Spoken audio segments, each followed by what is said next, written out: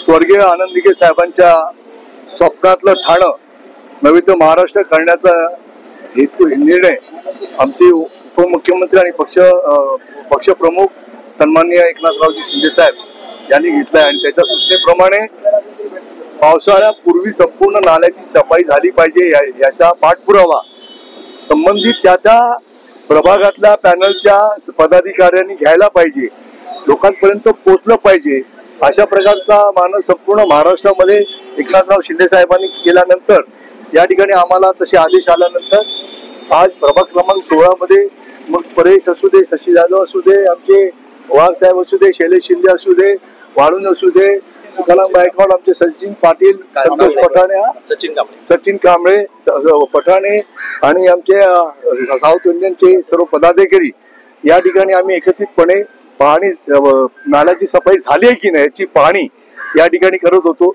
जवळजवळ 80% सफाई झाली आहे अशा प्रकारचं चित्र आम्हाला या ठिकाणी दिसलं आणि त्या माध्यमातून अशा प्रकारचा रिपोर्ट आम्ही आमच्या पक्षप्रमुखाला देणार आहोत.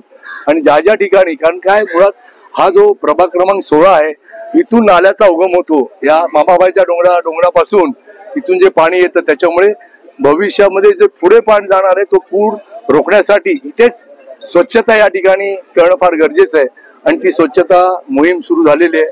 स्वच्छ ठाणे सुंदर ठाणे हे स्वप्न आनंद दिघे साहेबांचं एकनाथरावजींच्या माध्यमातून आम्ही ते माध्यमातून हे कार्यकर्ते एक सैनिक म्हणून या ठिकाणी पूर्ण करण्याचा प्रयास करत आहोत आणि आम्हाला पूर्ण विश्वास आहे की या पावसाळ्यामध्ये कुठल्याही प्रकारचा त्रास सर्वसामान्य नागरिकाला त्यांचं नुकसान सर्वसामान्यांचं होणार नाही याची काळजी आम्ही ठेवू.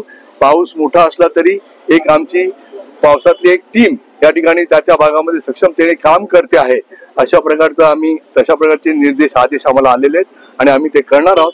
आणि मला वाटतं की ठाण्यामध्ये देखील ज्या प्रभागामध्ये शिवसैनिक आहेत ते साहेबांच्या आदेशाचं पालन करून प्रत्येक ठिकाणी हे काम करतात.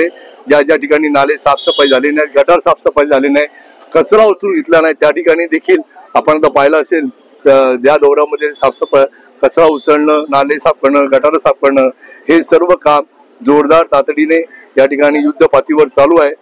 येणाऱ्या मोठ्यात मोठ्या पावसाळा प्रभाग क्रमांक 16 सज्ज आहे उत्तर देण्यासाठी आणि कुठल्याही नागरिकाचं नुकसान होणार नाही आणि त्यावेळी देखील प्रत्येक पावसात देखील सर्व कार्यकर्ते पदाधिकारी या ठिकाणी आम्ही सक्षमतेने काम करू.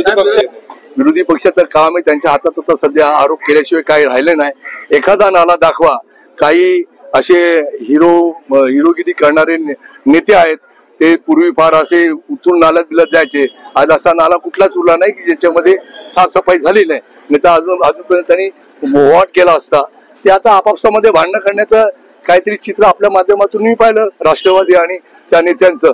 ते आता त्यांना तेवढे धंदे राहिलेले आहेत. आमचं काम आहे आदेशाचं पालन करणं, लोकांचं काम करणं, ते आम्ही करणं.